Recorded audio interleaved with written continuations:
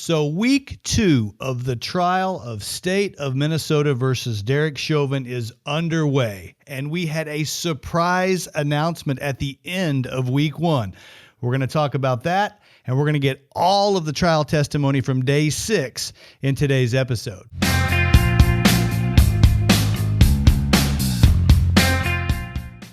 I'm Joshua Roberts, attorney at law, and you are watching Lawyer Up. In today's episode, we're going to look at some of the testimony from day 6. We heard from the chief of police. We heard from Derek Chauvin's training officer, and we also heard testimony from the ER doctor that pronounced George Floyd dead at the hospital. And there was some big news about a witness who probably won't be testifying. And we're going to talk to you about all of those things. Remember to like, comment, subscribe, and share. And if you prefer podcast format, we are available on Apple Podcast, Google Podcast, and all of the major podcast outlets. Last but not least, they're doing a little work outside of the studio today. So if you hear a saw or somebody hammering, no one's being murdered. It's just a little bit of construction. Now, let's talk about the big news that wasn't trial testimony. It happened outside of the trial setting.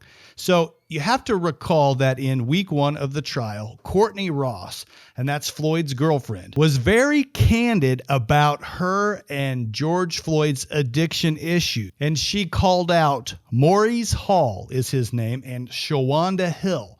Those were the two individuals that were also in the car with Floyd at the time of his arrest and everything else that went down. She called them out as being a source of supply of illegal drugs to both her and Floyd.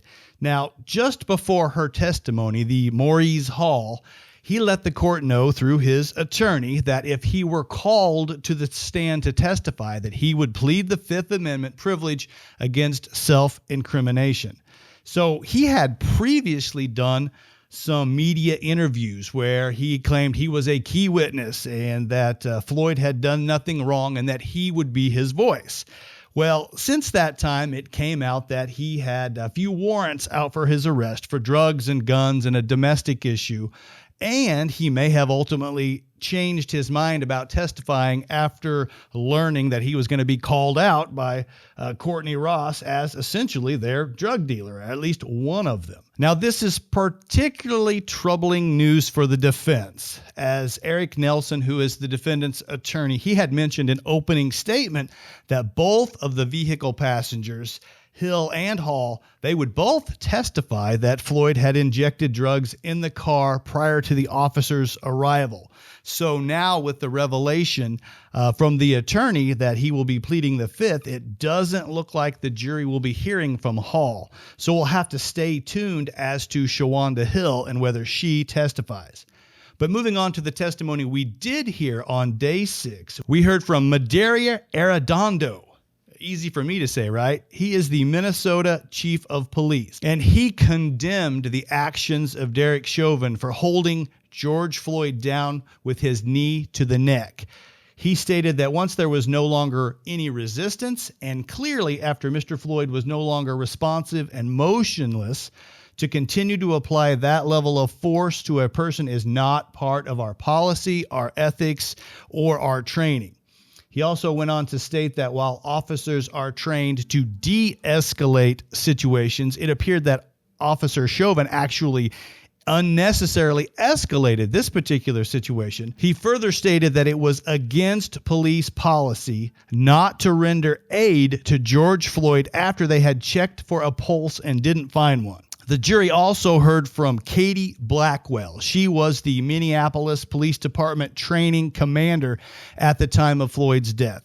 She testified that Derek Chauvin was fully trained in all of the department procedures and practices, and that the hold that he employed was not part of any of his training with the Minneapolis Police Department.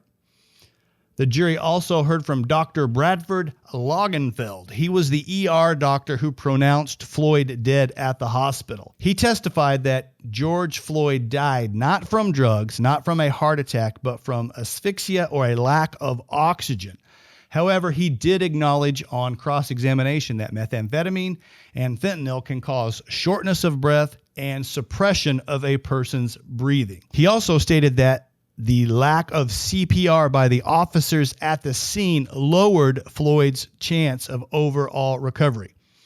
Now, the only other thing that happened at the trial on day 6 was an evidentiary move where the defense moved to admit more of the body camera video from Officer Chauvin's body cam. And the judge agreed to admit some of it, but not all of it.